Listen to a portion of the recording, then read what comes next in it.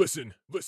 I've been hearing a lot lately about men don't talk, but in my experience, men do talk, just people aren't listening.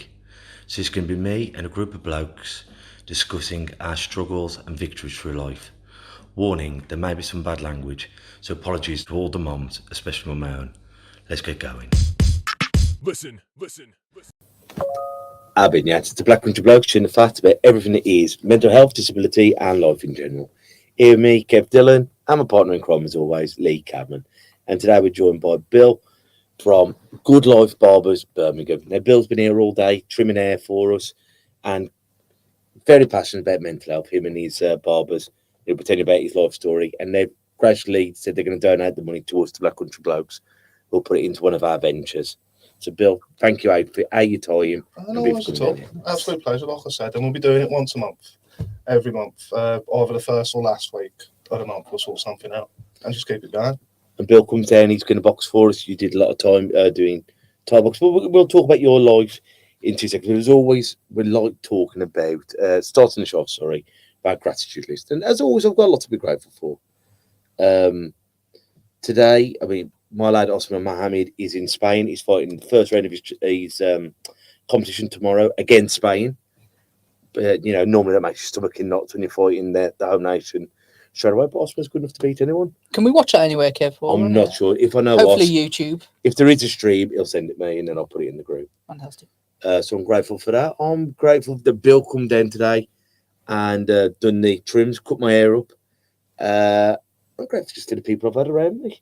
I'm grateful that even though I've been poorly, my fibromyalgia's been playing up and knocking the hell out of me.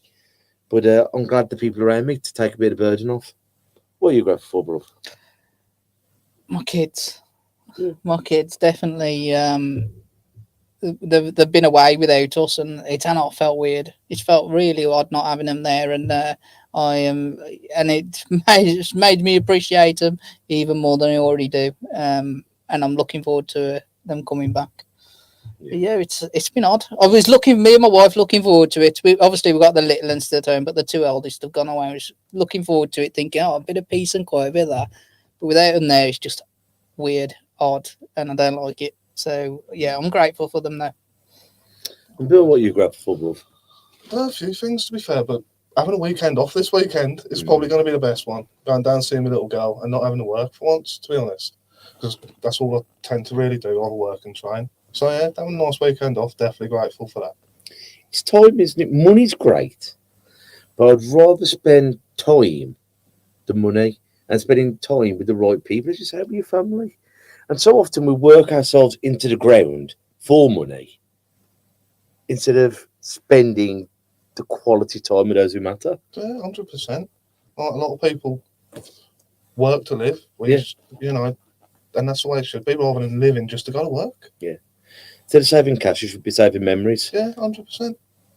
But tell us a bit about yourself, because I know you did Thai boxing before you come to us. I did. I did it for about 5 years, and I did a few fights for him. I was going to go into Muay Thai Legends, and stupidly, literally just slipped down some stairs and completely shattered my arm to pieces. I had to give it up, and that's where kind of everything started going downhill for me for quite a while, because I stopped training completely, overeating, drinking stupid amounts of crap. Got well out of shape, and then you hate the way you look, and you take that out on people around you. So I started training again, got back to somewhere semi-decent, and then just fell off the boil after one thing or bloody another. Ended up taking a load of drugs and doing a load of stupid shit. Lost my business, my missus, and ended up having moved back up here. But it's been the best thing I've ever done, to be fair. Out of chaos can come something great, can't it? Oh, yeah. But at the time, when you're getting off your head and drinking and doing all the bad things, it seemed great at the time. And I said this to you earlier when you were here. I went, sometimes when we're lost doing drugs and booze, we can look at it and go, what was I doing? I hate myself. But it kept you alive until the moment that you wanted to change for the better. Yeah, 100%. It was very easy to get into. It started off like every now and then, and then got to the point where it's Tuesday. Yeah. And I was making phone calls to get it sorted before I finished work because I knew I wanted it. Yeah. And I'll be sitting on my own doing it as well. And that's the sad thing. It wasn't a social thing anymore. I'll be upstairs, hiding away from my missus, letting them downstairs, just so I can get high. Yeah. And that Aeon, that's no life really to No. live. And it's you do it to get away from your troubles, but then it just ends up causing you more trouble because you do things like that. You go from I'll just bid on the weekend to every day of the week to actually I want to do it on the morning.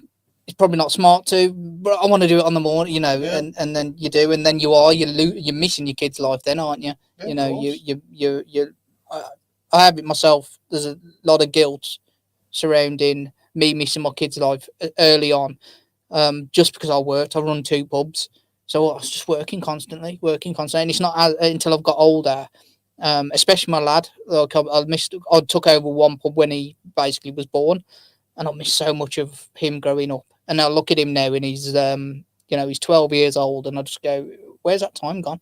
Well, you know, and it fills me with guilt that I didn't spend enough time with him at that point or all the way through. I try and make up for it now, but it's still hard, you know. It's still hard to think that way. You still have them missed times, them missed memories, like you say, that you ain't going to get back. And when you're filling your time with booze and drugs, it is just filling your time, isn't it? And it, like when you smoke weed, or it started off like, you know, you'd all buy a little bit and you'd all be sat around and passing it around. And it was a social experience till you're the only person who's smoking it, and it's no longer sociable. And you're not even getting, like, when you used to get the giggles and it was a laugh, to sitting there being paranoid. Yeah, 100%. And then to the sniff, like, once again, sharing it, having a laugh. But then once everyone's got home, you're still doing it. The party's well gone. Yeah. And you're still there. And then the next day is rough. So you either get back on the session and you've escaped the problem, but by God, it's brought whole new problems to the mix. And the anxiety you get off of it as well. The next day, what did I do? What did I say?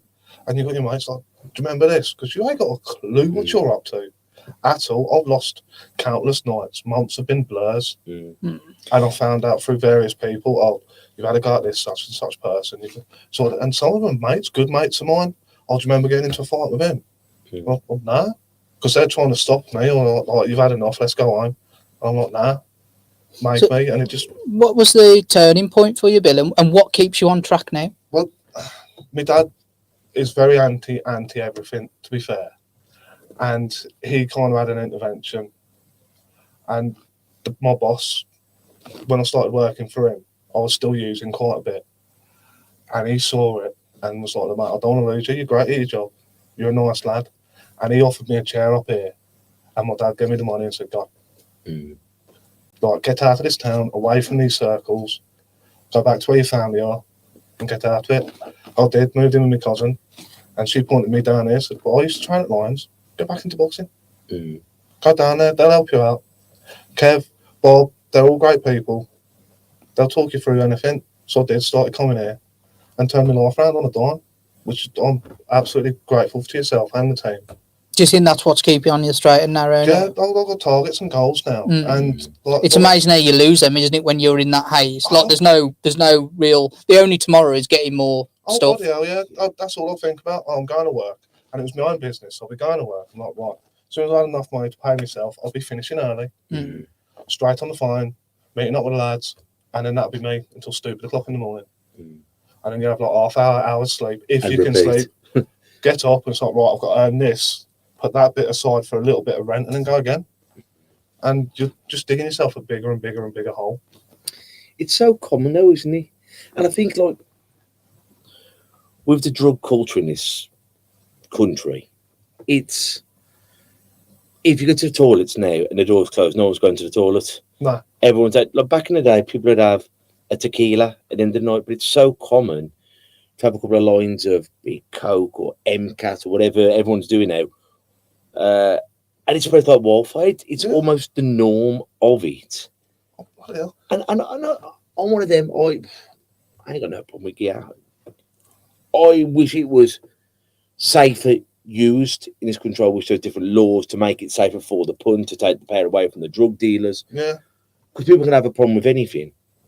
But if you have got a problem with it, it's dangerous. Oh, Life's dangerous. And whatever it is, with it, weed, booze, cocaine, heroin, you lose yourself to your addictions. and you become an addict. Yeah. And you focus on your hit. But when you can have some sobriety and you have got positive things to work on, you become your surroundings. If you're always around drunks, you become a drunk. Yeah, If you're always around drug addicts, you do their behaviours. If you're around positive people, funny enough, you start becoming more positive. that's it. And surround yourself by people you want to be, or be like, or have the traits of. 100%. I totally agree with that. Like, because especially being on the other side of it now. Mm. Like, my mate who was more into it than me, he's only a year older than me, he's 34. He's just got over a heart attack, a massive one as well. That's because he's pushed himself too far. Oh, mate, you need to get out of that circle. Like, get out of the town. Don't have to go too far, but just get out of the circle that you're in. Because it's that same circle. You're a product of your surroundings. It's the same when someone comes out of jail or rehab. You go get clean, you're in this lovely place, and you're doing your grouply meetings, and I'm doing my meditation, my breathing, I found my inner zen. Then you go back to your flat. Yeah. And you knock about with your mates, and your missus is still using. And before, you have to step away from the situation. And even like you've moved from London to the Midlands, there's still drug addicts here. There's still cocaine here. There's still booze here. There's still. Oh, yeah. But you can distance yourself because that's not your circle. No, exactly.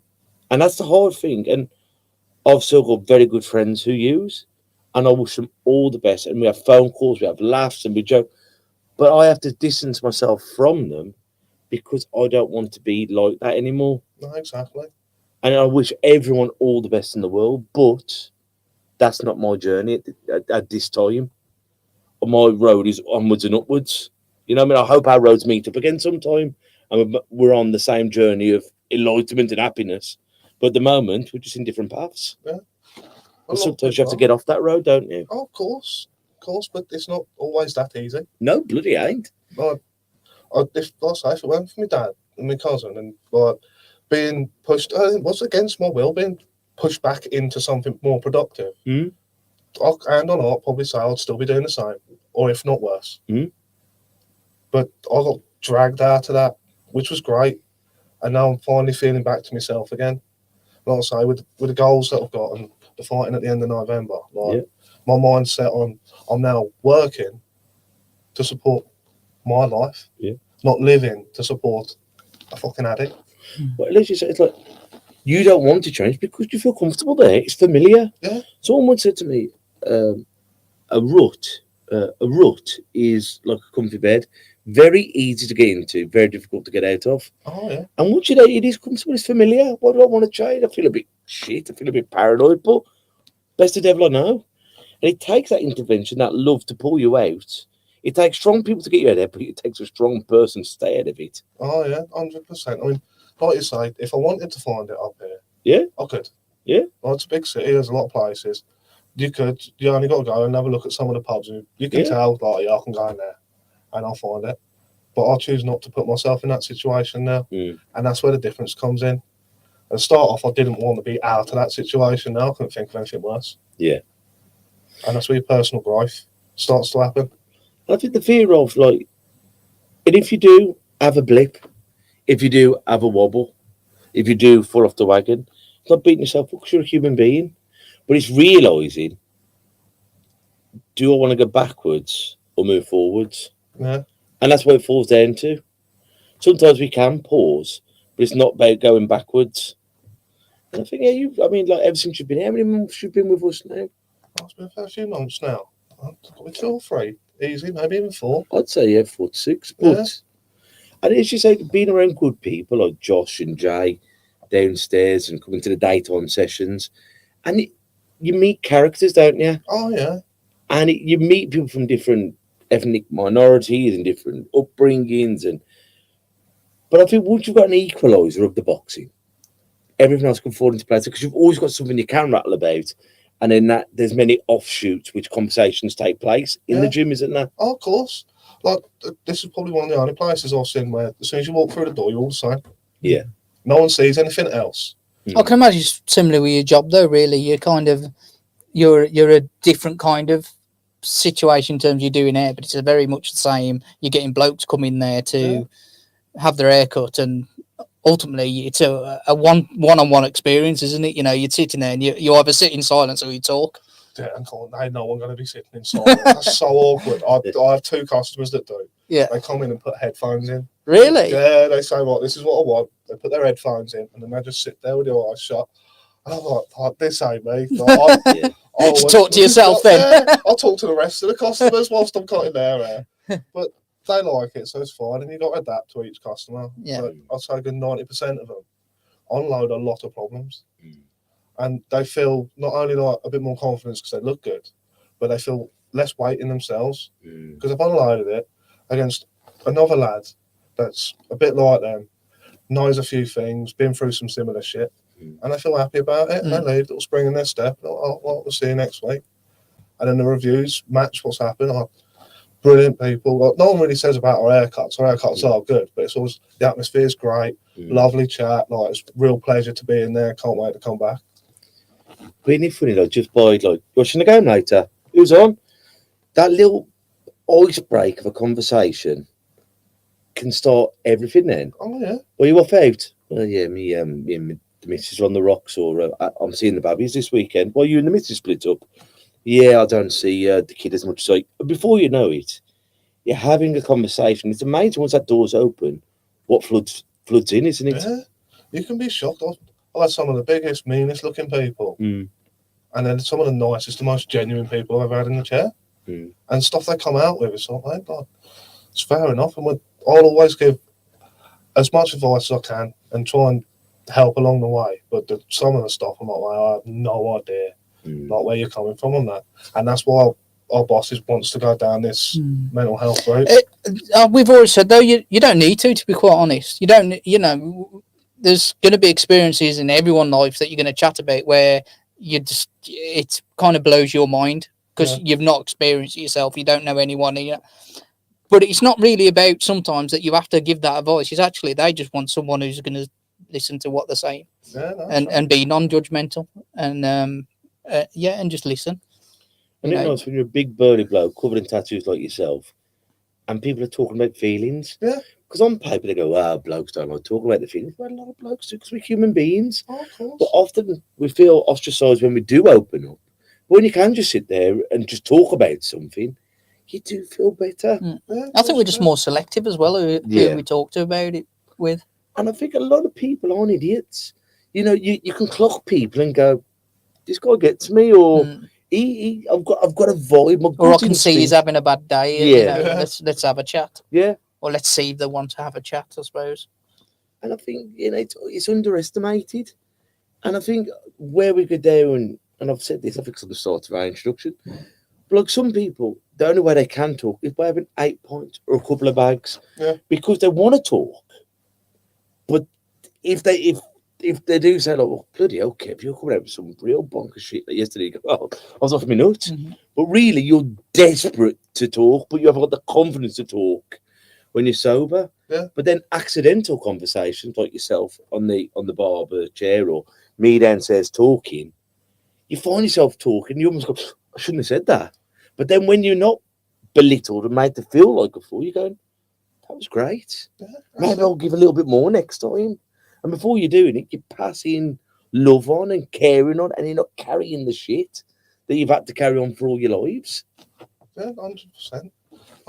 And that's what can eat you up as well. It is. Because most of your problems come from when you're not happy with yourself. Like if you can't get a job, you're pissed off at the world because you can't get a job, but you're not going out actively looking at it. You're sitting there going, oh, fuck it, I can't get this. Oh, I can't get that. So then you're taking it out on the people around you. You're always going to hurt the ones you love when you ain't happy with yourself, unless you find your outlet, be it coming into the boxing gym, going to speak to your barman, or going to speak to the barber. But it gives you a different perspective as well. But as you just said, you always hurt the ones you love. But it's funny, we hurt ourselves the most. Yeah. Because, and with that self-love, but it's that self-worth that we lack. But we'll really knock ourselves about physically, mentally, addictive-wise, or ostracising ourselves from our loved ones. Because we almost feel like we have to punish ourselves. I can't get a job, so I'm going to fulfill my destiny of being a wrong un. Yeah. Well, maybe not wrong un. Maybe just had a lot of bad circumstance that lead me then to a bad path. Pause. Now I've got a decision. Do I make excuses or changes? One's a lot easier to do, make an excuse than to make a change, but you get more from the change. Oh, yeah, of course you do. It's like we was talking about it earlier, about going to the gym and that. You can make up a load of excuses in your head. Oh, it's a bit cold, I'll take this, or I'll get changed, I'll do this, to get yourself out of it. But if you just went, you'd feel a lot better. Because you'd only beat yourself up later going, oh, I should have gone tonight. And then, oh, now I feel sluggish, or now I don't feel right because I haven't done this. Especially if it's a routine. Like, the human body is a sucker for routine. After 21 days, if you miss one day, you're going to hate yourself for it. So it's getting over that and just going to do it. And we beat ourselves up too much, don't we? Yeah, instead of going, I've been 21 days, I've had a day off. Maybe my body needed you. Maybe I'll start my next 21 days tomorrow. Yeah. It's okay. Listen to yourself, listen to your body, but don't let yourself put off everything. Vicky, one of our dietitians who's been on, number one, says the human body wants to get fat. We want to get legs. We want to know that we've got loads of fat on us. So our body, we lose half a stone, we put a stone back on because our body wants to be fat and lazy and save everything. It's from ancestral time that when you got something to eat, you ate it all. Yeah. You ate it, and you wanted to be big, so you'd last longer between meals, and you could, so it's genetically within you to want to go that way. Because we want, how about if I don't get fed? How about if I don't get paid? How about well, I've got more reserves? But really, because we are animals, but we've got to fight that thing of going, I can be comfortable or I can be content. Comfortable, the rut. Content, I'm happy. Yeah. You know what I mean? And that's what it breaks down to, isn't it?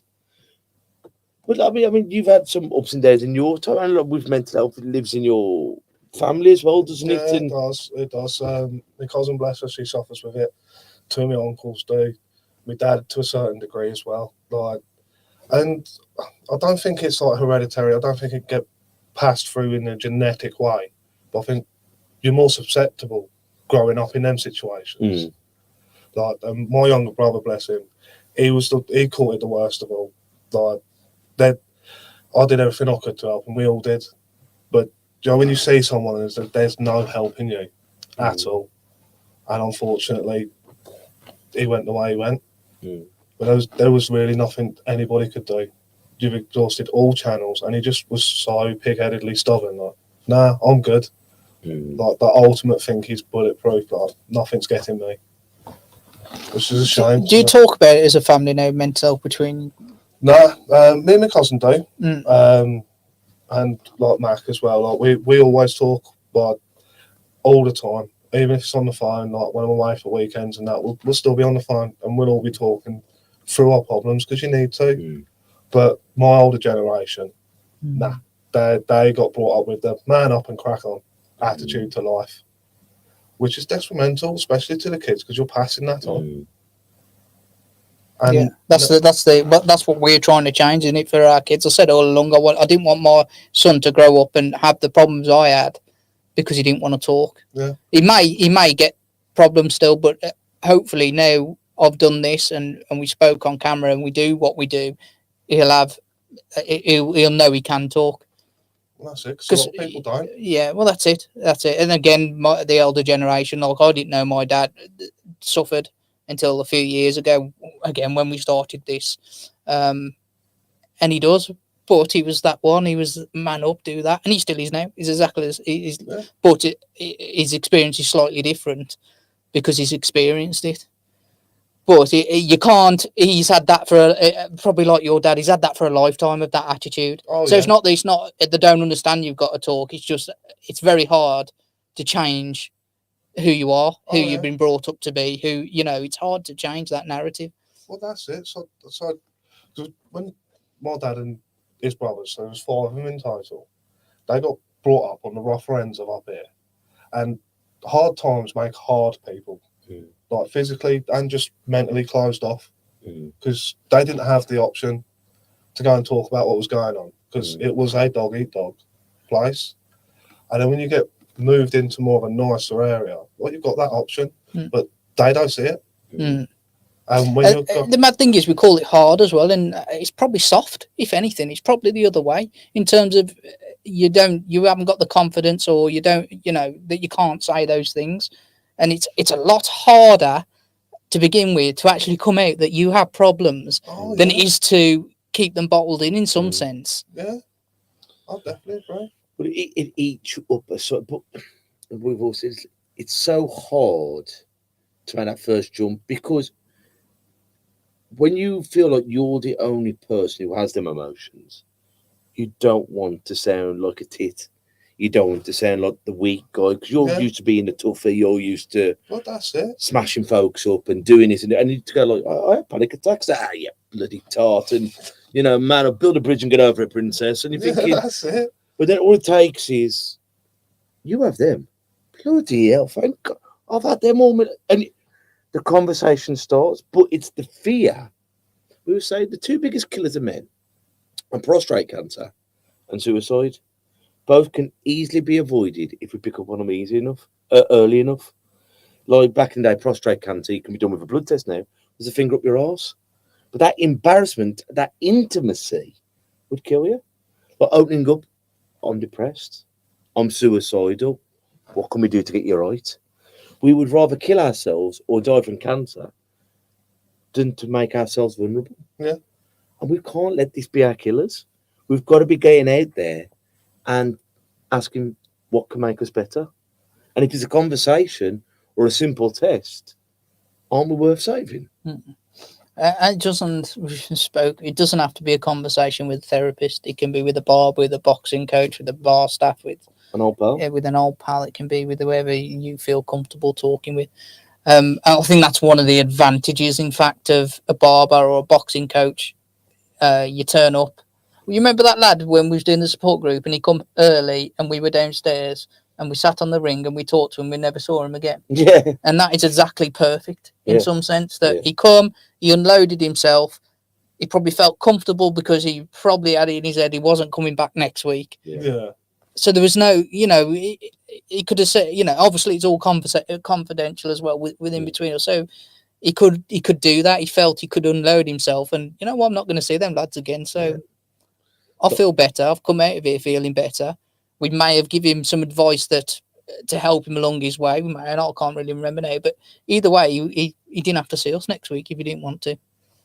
Yeah, so you get that little bit of confidence. Yeah, exactly the same with a barber. Yeah. You can come in and go and go to the next barbers. Yeah, there's enough of us about. Yeah, same with boxing. If that's what you want to do, come and just unload and then go. Don't suffer in silence. That's the key. Isn't it? Don't suffer in silence, because you're worth saving. Yeah, and you're worth. It's not about just saving. It's not about living. It's about enjoying life, isn't it? Oh, yeah, and you can't enjoy it if you are closed off to the world. That's the thing. If you're sitting there thinking, I'm a bad dad, or I'm a bad this, or I failed at this, or I failed at that, then you ain't talking about it. It's just going to eat yourself up, and then you're going to be worse at the things that you're trying to prevent. You become the thing that you're trying to avoid. Yeah, that's it. And then when you do live up to your own self-fulfilling prophecy, you hate yourself for doing it. Yeah. Instead of thinking, all right, I might have fucked up there. I feel bad about it. What can I do to rectify it next time? What steps can I do to stop me from doing it? If I'm tired of being hungover every morning when I'm getting my daughter ready, don't drink so much. No, that's it. You know what I mean? Or don't drink. Or if I don't like what I'm being, if it's ruining my relationship, either I'll stop it or end the relationship. Yeah. They're the options, aren't they? If something's not working, what's worth saving? And that's what it comes down to, a lot of these choices. Am I doing it because I don't like myself? Am I doing it because I don't like the person? Am I doing it because I don't like the job? What can I change to make me happy? And those who I love happy. What can I do? What steps am I doing to make me the best me I can be? I think sometimes that's half the problem. You're kind of focused on what's making you unhappy. Yeah. So I'm a bad dad, or I'm drinking, I'm doing that.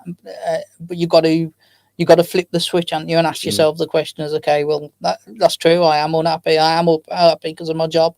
Okay. Well, what can we do about that?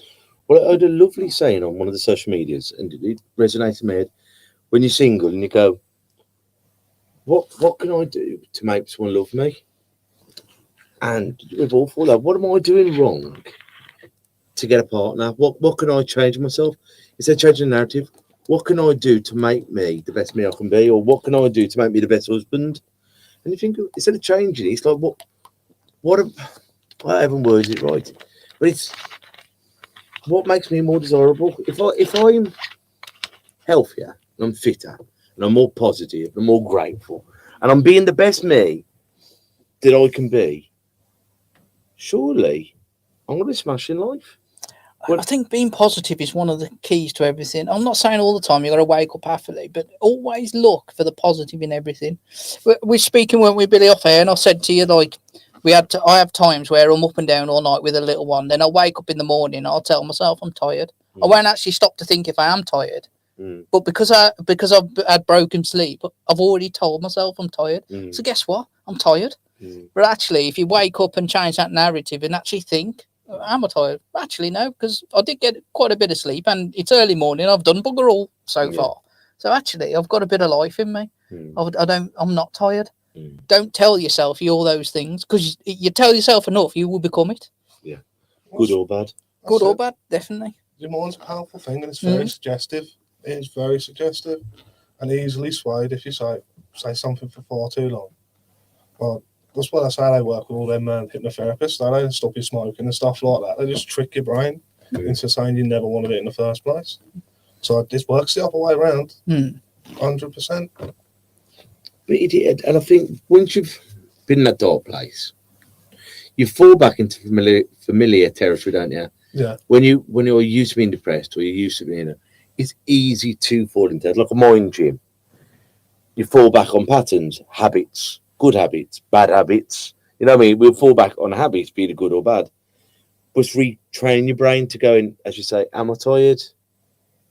I'll catch up on sleep tonight, or I've still got a few more miles on the tank. Yeah, I just think you think about. Well, I have been thinking about it the wrong way. You just don't even, because you're just telling yourself you are that before you've even assessed whether you are that. Now you may be tired, but I guarantee you, if you tell yourself you're tired. Yeah. You said about illness, didn't you? Basically, when you're you're getting ill, but you fight through it, and then all of a sudden you stop and you go, you know what, I am ill. And that's when you actually become ill. That's when you're bright and you feel like shit all of a sudden. It's, you've told yourself you are ill. Which was like going back to what you said, like when I'm in bed and I go, I can't sleep. Oh, bloody hell. I think to myself, something I've learned through working with some great people. I'm in my house. I'm in my bed. I'm next to my wife who I love. I'm in my house with my daughter and I'm safe. I'm happy. I'm not sleeping. I'm comfortable. I'm just going to rest here for a bit, even if I can't sleep. And then remind myself, well, I've done absolutely everything else I can do today. Yeah. There's your time. Just chill. If you don't sleep, you're resting. You're in a nice warm bed full of love. So down the end of the world, it could be a lot worse. Yeah, don't beat yourself up. Yeah. I learned that a long time ago. Eventually I'll sleep. Yeah, well, it's usually in about 2 minutes before your alarm goes on. Deepest, best sleep you've ever had in your life. That's always the way. It is, isn't it? Yeah, just nodding off and your alarm goes. It's always, and as you say, it's when your alarm's going to go off on a Saturday or whatever day you do, and you can lie in. You probably will, but it's like, I've got to be up in 5 hours. 4.5 hours. I'll stop doing that because that just makes it worse. I just don't look at the clock and just I'd let it be what it is. If I can't sleep now, I can't sleep, and that's just what it is. There's just no point looking at yourself at the clock and beating yourself up. Just let it be. Even if when like the mattress, the only thing not to come with instructions, but it's the hardest thing to use in the house. In your bed. I had it this morning. I was up at 5, wide awake, felt amazing. Yesterday, I snoozed my alarm and I was almost late for work. Yeah. I was like, where's the time gone? I closed my eyes for a minute. Yeah, that's it. It's always the way. But we're so similar in life, aren't we? We think in some ways, we're on this independent journey of enlightenment, but we share so many similarities as human beings. And what I've learned from the podcast and being a coach for, God, over 20 years, we should focus on what we have in common and less to what separates us. Because everything happens everywhere. Everything happens to everyone. Yeah. And by having conversations, you realise how similar we are. You know what I mean? Whatever God you believe in, whether you believe in God, how old, young. Fundamentally, we've got so many things in common. So let's have a conversation about them. good or bad. No, well, that's it. And that's the thing, because we're all the same on the inside. I see this thing on TikTok, and I'll tell you what, it's absolutely amazing. There's an old Jamaican bloke on there, and he was chatting to this like Conor reporter bloke. And he's like, if I put water in 4 glasses and then colour them 1 blue, 1 yellow, 1 red, and 1 pink, and they tell you there was water in there, would you think they're all the same? Well, no, because that's blue, that's pink. So that's the same with people. Mm. Your eyes deceive you. They see the colour. Mm. They see segregation. They see differences. But we're all the same on the inside. All as soft as one another. Just trying to get a little bit further in life. Mm. That's what life breaks down to, isn't it? That's it. Well, that's a nice way to end. I'd normally get you to end on a quote, but I think that is the quote. Well, Bill, thank you, brother, for coming on. Absolute pleasure. Thanks for inviting me. Absolute pleasure. Next week, we've got the Priory Park Massive on. 2 of my best mates in the game, Was Davis and Peter Upton. We're going to be coming on talking about boxing and just 2 great life stories. I can't wait to get them both on their own, but they're both coming on next week. Was and Pete from the Priory. Well, guys, thank you for listening. Please share as always, subscribe. So until we see each other next time, I want you all to take care of yourselves and each other. Ta-ra a bit. Listen. And that's a wrap for another show. But if there are any comments or messages that you would like us to read out for our next podcast, please be in touch. There are also lots of different organisations at the bottom of this page, and hopefully they can help you or someone you care about. Please share this to spread the word. Until we talk next time, ta-ra a bit.